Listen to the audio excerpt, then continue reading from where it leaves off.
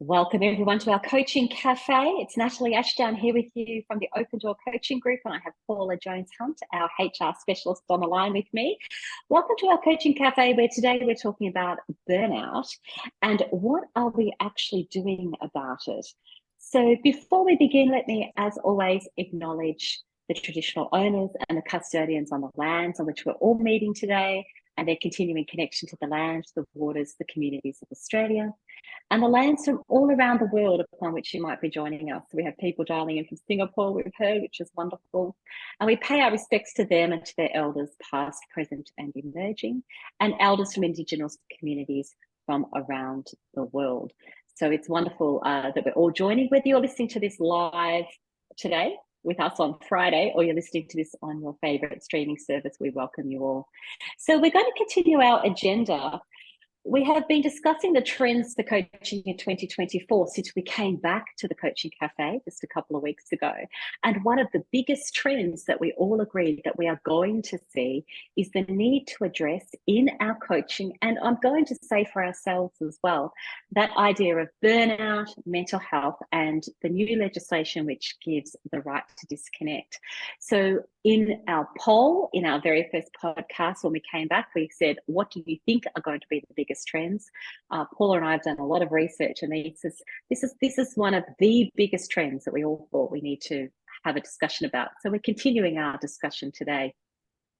If you are new to the podcast, we always say welcome. We are all about creating a community. We're all about creating shared learning experiences, having thought-provoking conversations. And of course, if you're a regular, welcome back. You know that we always love to have you here on the webinar or the podcast, wherever you're listening to this. It's great to have you here. And we always say happy Friday if you're listening to this live.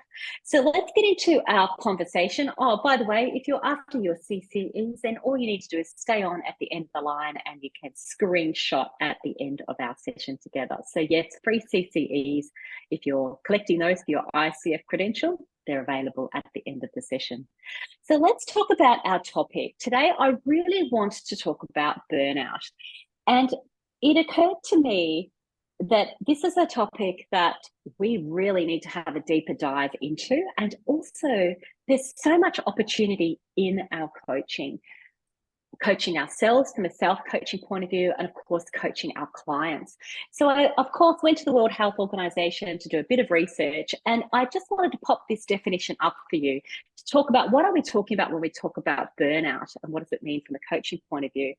So they talk about burnout from the World Health Organization not actually being a mental illness, but a syndrome that's resulting from chronic workplace stress that hasn't been successfully managed. And it's characterized by three things: that feeling of energy depletion or exhaustion, that increased mental distance from one's job, or feelings of negativity or cynicism, and reduced professional efficacy. So that ability to actually do your job and do your job well. So I think also for me, when I'm reflecting on it, there's things that happen before we get into this phase of burnout. And it might be that we're just pushing really hard. And I know even around our office, you know, we have this idea of push through, or we're pushing through, or we're just going to get to something. So I see that in the coaching that I'm doing as well. Clients are pushing through, they're working towards or just getting towards a deadline. And I would like to suggest that those kind of behaviors that continue on a more regular basis, like they're being sustained over a period of time, are starting to be our red flags in terms of burnout. Yes, we can push through, but we are starting to operate on that adrenaline, on that cortisol, and it might be a time to actually go, hang on a second. Paula, you've talked about this last week. Do you have any thoughts about those before, during, and after kind of flags at all? Yeah, the thing that comes to mind for me is that we often say, if you want something done, give it to a busy person. And often that saying is, if you want something done, give that to a busy woman. Because we are very good at getting it done regardless of everything else that's going on for us. And I think as organizations in particular, we actually have to stop doing that. We have to stop saying just because someone is really good at their job and that they do get the job done, that we keep piling work on them, because eventually they will end up in burnout. You can't sustain that burnout. And I really like I notice for myself when I am feeling not at my best, it's that feeling of negativity. So I like to live in a little positive, little bubble, I think. But if I notice myself being very negative towards something, then I'm like, oh, maybe this isn't, I'm not at my best. And that reduced professional efficacy is probably the bit that hits home the hardest, because people who want to do a really great job and their professionalism is important to them, when that starts taking a hit, that really hurts. Very true. And feel free, everybody, to jump into the chat and tell us what you're noticing for yourself might be the signs that, okay, so we're not actually at burnout stage yet. But if we continue this pathway, I think is what we're saying, it is actually unsustainable and we can end up in this space. And here's some information from Deloitte. Now, this is from 2018. There's a lot of research that actually relates back to Deloitte and reference back to Deloitte.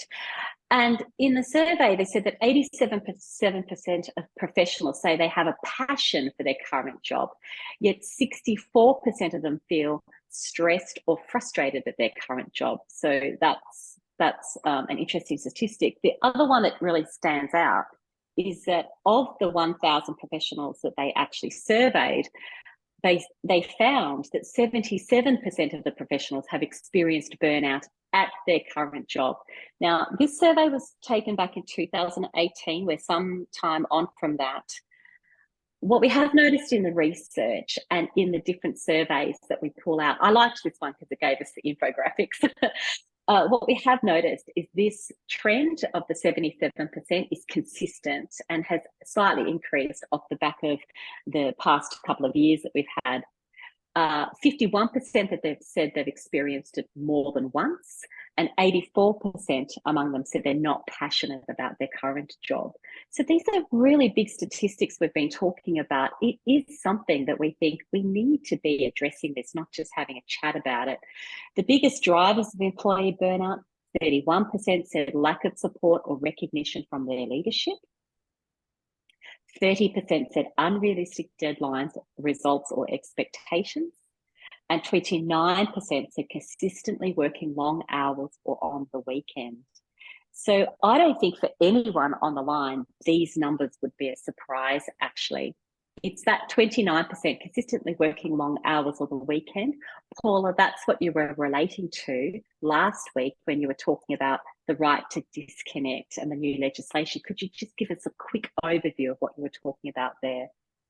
Yeah, so the right to disconnect legislation is the right for an employee to refuse to monitor, read, or respond to contact or attempted contact from their employer or a third party in connection with their employment outside the employee's working hours, unless the refusal is unreasonable.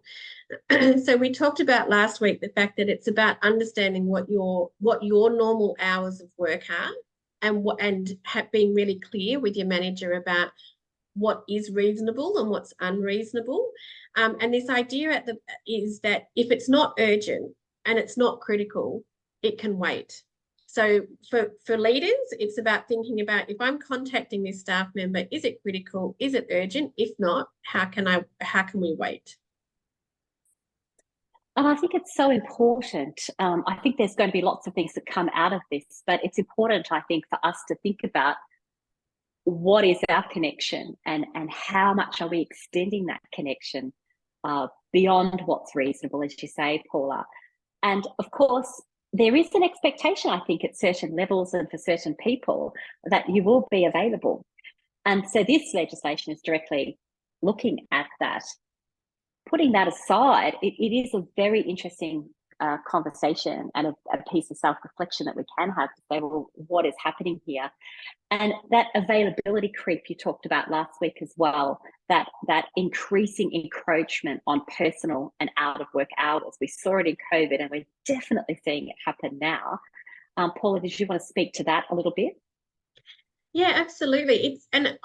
I didn't actually think about this until I started the research. This availability creep is the fact that because we have technology available to us, and because we live in an environment where things come through all the time, it's this pressure to constantly be available to perform work duties. So you're at home and your phone bings, right? And you think, oh, I should check that. But do you have to check that? But it's almost like an innate response that says, oh, I've got to go check that. I've got to be available. If I'm a good employee, I've got to be answering those questions. I've got to be, available all of the time. I actually think it's one of our biggest challenges, because the ability to put your phone down and put it away. I mean, if you go to a restaurant, you look at people looking at their phones the whole time.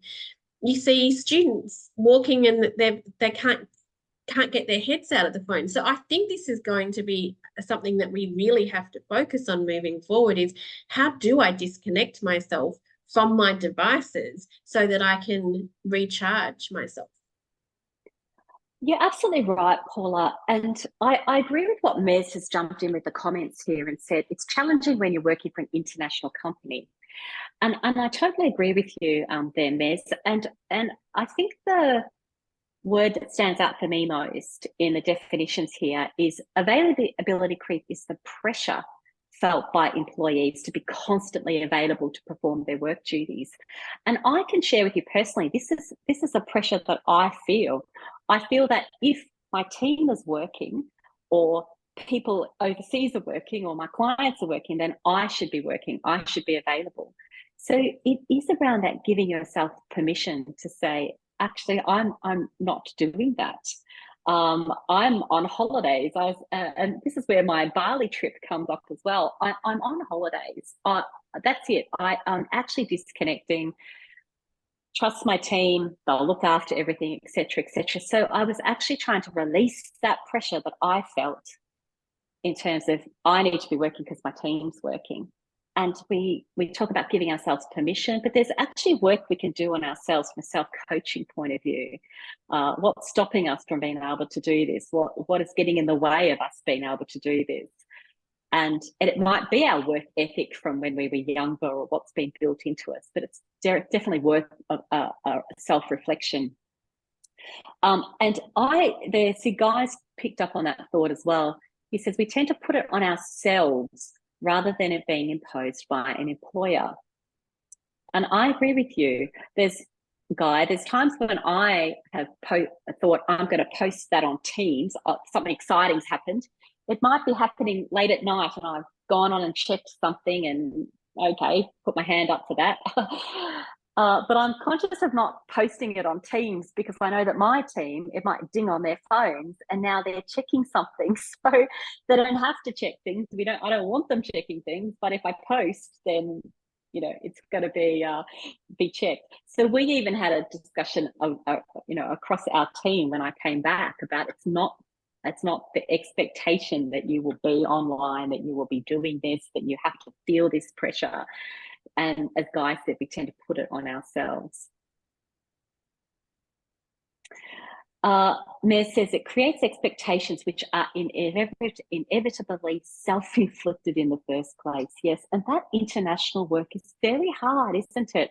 I know I've done workshops in the evening because I've been working with an international group.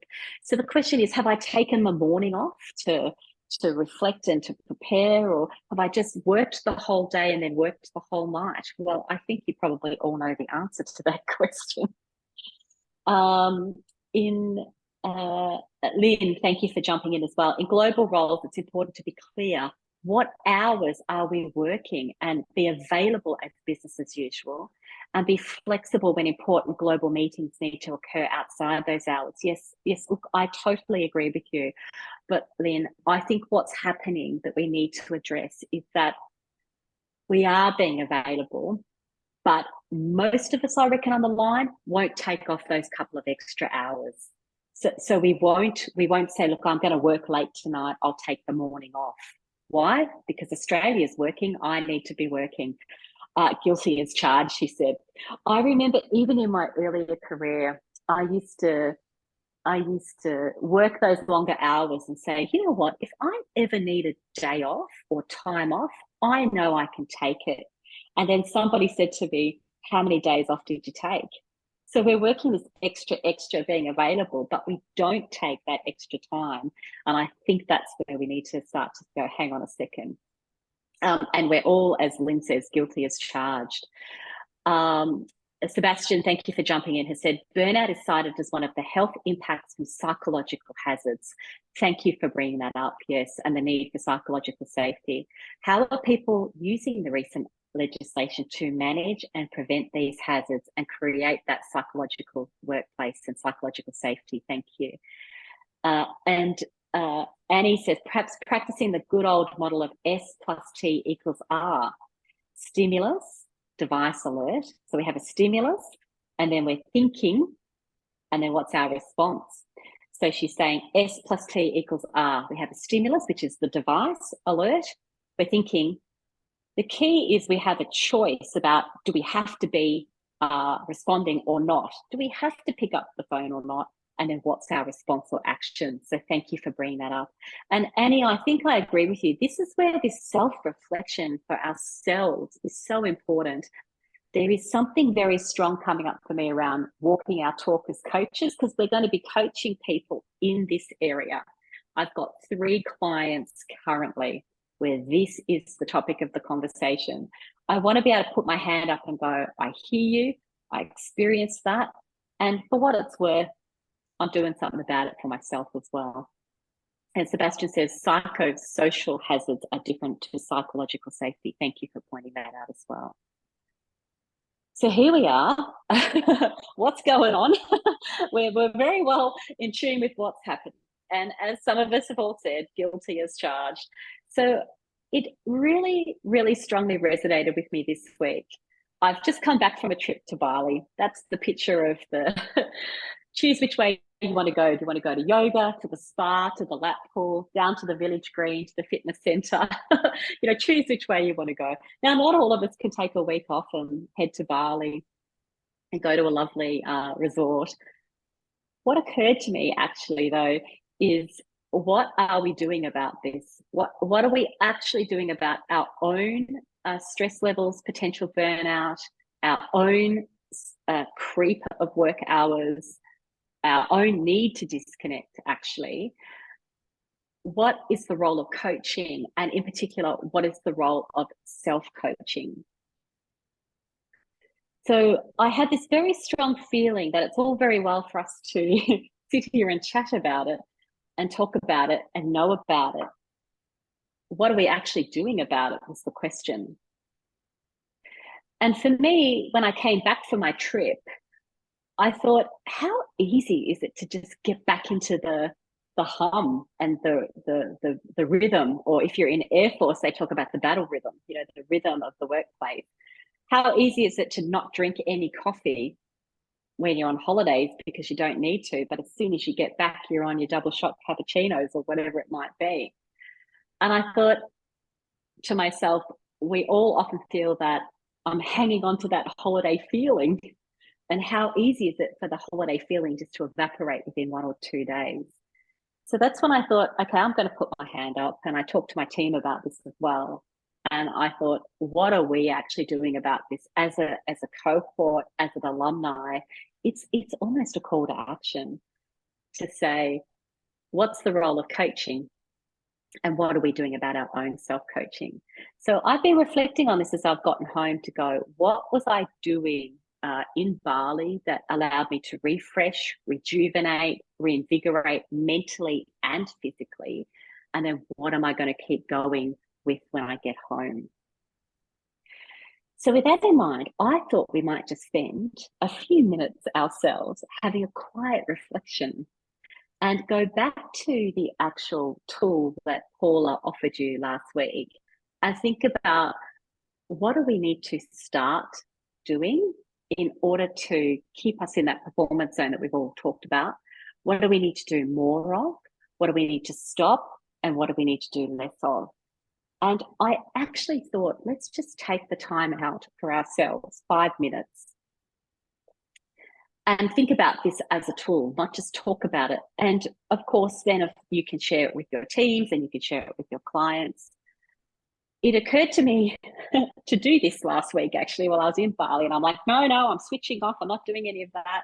I exercised my right to disconnect. I was off technology, off all the technology apart from WhatsApp calls to family and a couple of calls back to the team. But it occurred to me to actually draw this diagram up. And I didn't, because I didn't even want to go into this start-stop. I just wanted to be in the moment. But now that I'm home, I think it's actually a really good opportunity. So what I'm going to do now is actually just pause quietly with you. And if you're listening to this on the podcast, sure, you can fast forward if you want to. You can just, tab forward or turn off now if you want.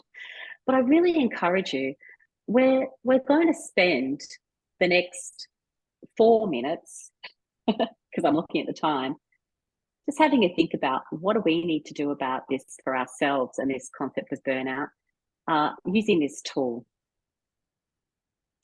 So over to you. I'm going to turn my video off. It's going to go quiet on the line, so don't worry that we're not here. We will be here, but I'm going to turn my video off. And even if you wanted to spend the next 4 minutes just quietly reflecting, let's do this together. So over to you, just for 4 minutes.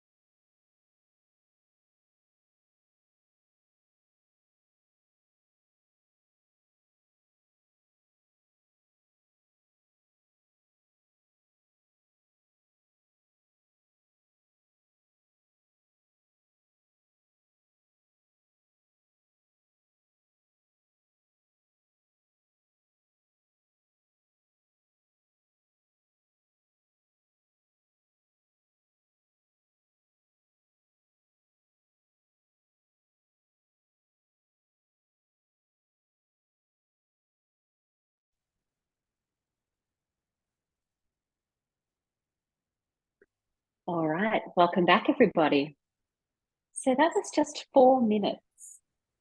And please feel free to pop into the chat box what you think you might do. Start, stop, more of, or less of.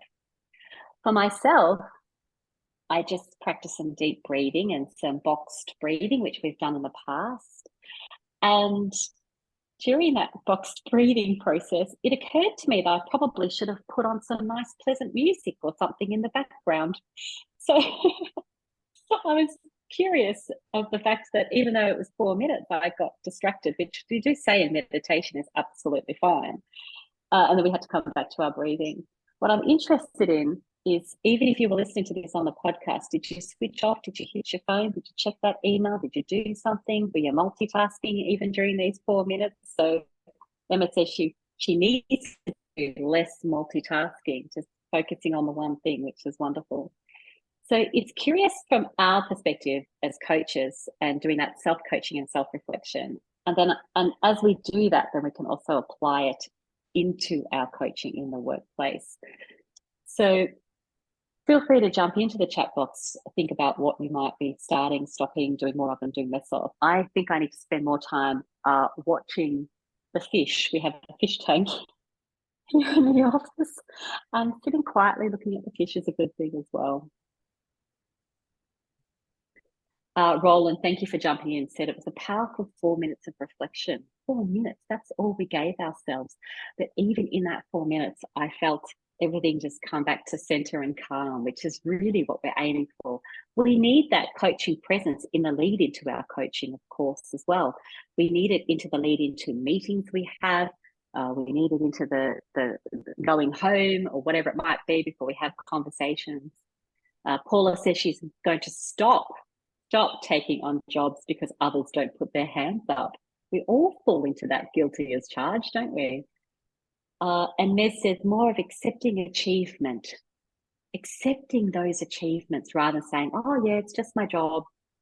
And it does make sense, Meds, because one of the things we do notice is that we don't stop and say, yes, we've achieved it. We just move on and go, yes, well, it's just part of what I do. It's just part of my job. So we need to pause. And Annie says, hold the mirror up and focus on my own professional development. Yes, we can be in learning and development roles and encourage everybody else to do this. But what are we stopping and doing for our own learning and development? And also, the other thing that occurred to me in Bali is, what gives me joy? What gives me joy outside of my work, which gives me joy? And how do I build more of that in? So my more of was these things that give me joy outside of the things I love doing at work. How do I build more of that in? Not only that, here's the coaching question. When is the next time I'm going to take action around that? So, okay, I've identified I need to do more of this, but when am I going to actually take action?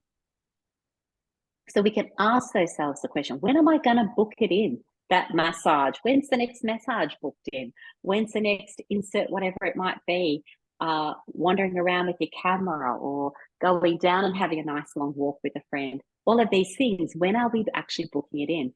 So there's a lot we can do actually to keep ourselves accountable and then lock in those actions. Basic coaching, isn't it? Basic coaching.